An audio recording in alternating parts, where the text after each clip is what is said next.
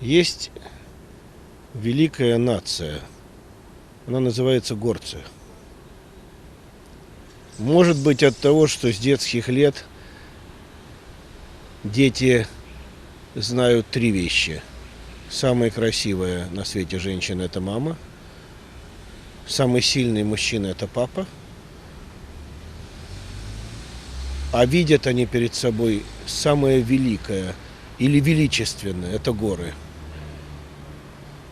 И все три этих понятия дают изначальный толчок к тому, что мужчина рождается не малышом, не мальчиком, но мужчиной вообще.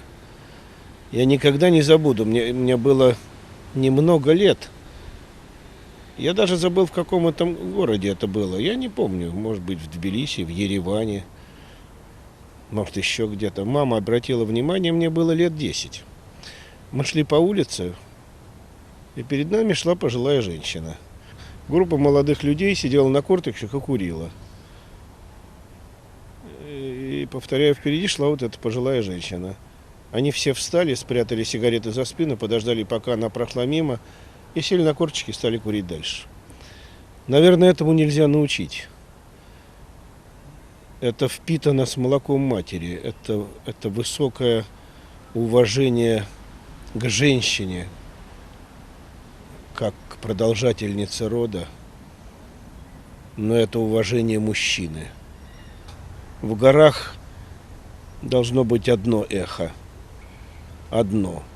Это когда отец зовет сына или жених зовет невесту. Нельзя, чтобы в горах было эхо от выстрелов. В том, что я сказал, есть большое отражение в человеке, которого я уважаю. Президент Республики Ингушетия – горец. Он мужчина.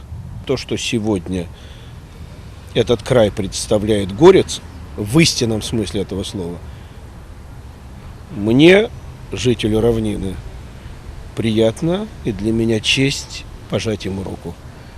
Дай вам Бог мира на вашей земле.